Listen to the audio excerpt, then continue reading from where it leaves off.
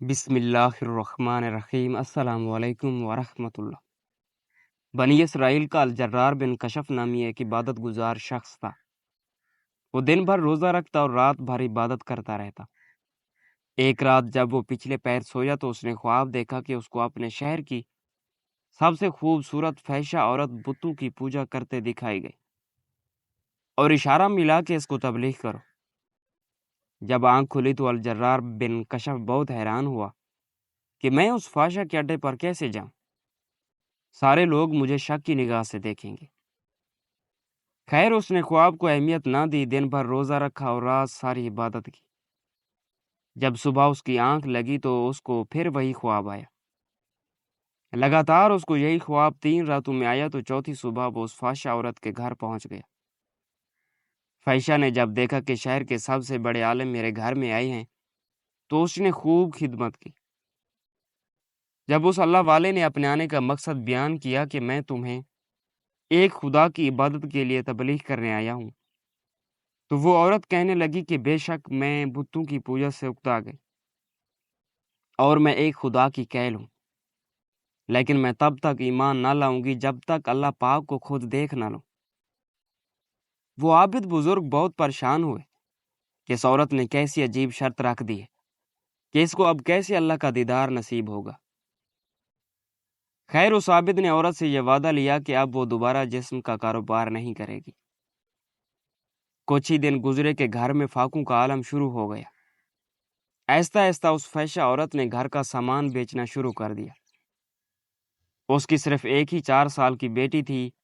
ایک دن جب وہ بھوک کے مارے رونے لگی تو فحشہ نے اپنے گھر سے تانبے کی ایک دیگچی پکڑی اور بیچنے کے لیے بازار چلی گئی۔ وہ جانتی تھی کہ اس دیگچی کی قیمت 2 سکوں سے زیادہ نہیں ہے۔ بازار میں وہ جس بھی تانبا ساز کے پاس وہ دیگچی لے کر جاتی تو ہر دکاندار اس کی دیگچی کی بجائے اس کے جسم کی قیمت لگاتا اور اس کو گناہ کی دعوت دیتا۔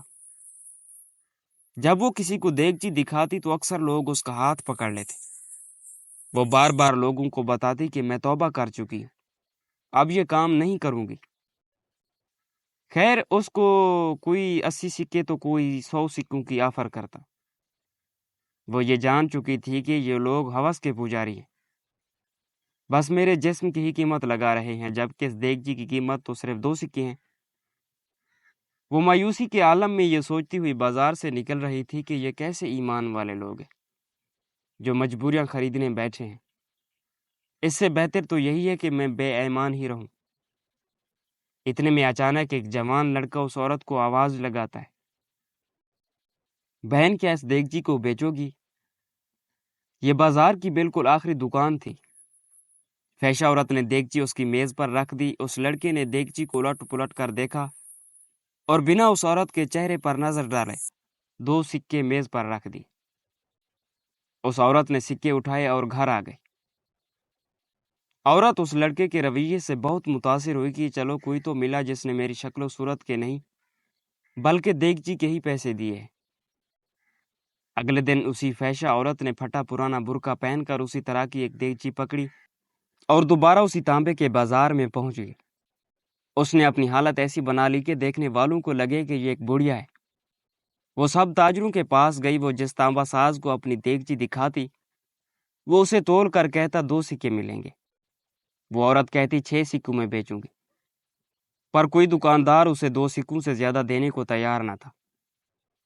وہ بہت حیران ہوئی کہ یہی لوگ کل اسی دیگچی کو 80 سے 100 سکوں میں خریدنے کے لیے تیار تھے، اور آج جب میں کہہ رہی ہوں کہ میں ایک غریب عورت ہوں اور میری بیٹی بھی بیمار ہے تو کوئی بھی مجھے اس دیگچی کے بدلے 6 سکے دینے کو تیار نہیں۔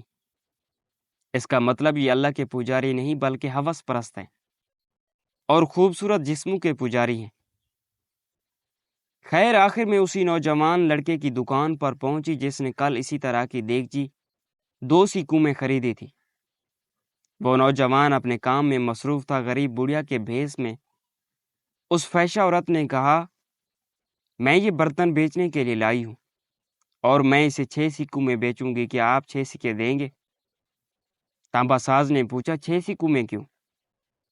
اس عورت نے کہا میری بیٹی بیمار ہے، ڈاکٹر نے اس کے لیے نسخہ لکھا ہے جس کی قیمت 6 سکے ہیں۔ تانبا ساز نے دیگچی لے کر کہا، ماں یہ دیگچی بہت عمدہ اور نہایت قیمتی ہے، اگر آپ بیچنا ہی چاہتی ہیں تو میں اسے 80 سکوں میں خریدوں گا۔ برقعے میں لپٹی بوڑھی عورت کے روپ دھارے اس فحشہ نے کہا، کیا تم میرا مذاق اڑا رہے ہو؟ تانبے والے نے کہا، ہرگز نہیں، میں واقعی اس دیگچی کے 80 سکے دوں گا۔ یہ کہہ کر اس نے برتن لیا اور اس عورت کے ہاتھ میں 80 سکے رکھ دی۔ عورت بہت حیران ہوئی، دعا دیتی ہوئی جلدی اپنے گھر کی طرف چل پڑی۔ الجرار بن کشف، جنہوں نے اس فحشہ کو ایمان لانے کو کہا تھا، اور اس عورت نے یہ شرط رکھی تھی کہ جب تک میں اللہ کو نہ دیکھ لوں میں ایمان نہیں لاؤں گی۔ الجرار بن کشف کہتے ہیں کہ دونوں دن اس عورت کے ساتھ ہونے والے واقعات میں نے ابھی اپنی آنکھوں سے دیکھے تھے۔ اتفاق سے میں دونوں دن اسی بازار میں تھا۔ جب وہ عورت 80 سکے اس نوجوان تانبا ساز سے لے کر چلی گئی تھی تو الجرار بن کشف فرماتے ہیں کہ میں اس نوجوان کے پاس گیا اور میں نے اسے کہا، بیٹا لگتا ہے آپ کو کاروبار نہیں آتا۔ بازار میں سبھی تانبے والے اس دیگچی کو تولتے تھے اور 2 سکوں سے زیادہ کسی نے اس کی قیمت نہیں لگائی، لیکن آپ نے 80 سکوں میں اسے خریدا۔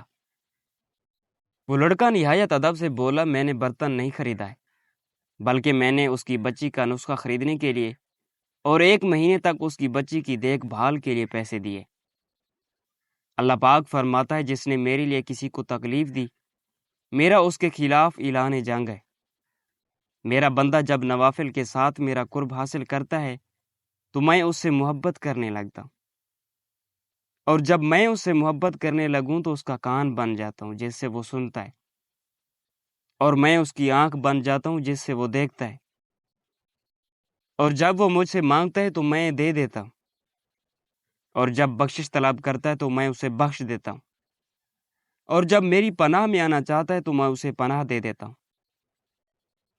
دوستو، اپنے آس پاس نظر رکھیے، غریبوں کی مدد کریں، بوڑھوں کا سہارا بنیں، اور خاص کر بیوہ عورتوں اور یتیم لڑکیوں کی دل کھول کر مالی امداد کیا کریں، تاکہ وہ کہیں جسم بیچنے جیسے مکروہ کاموں میں نہ گھس جائیں۔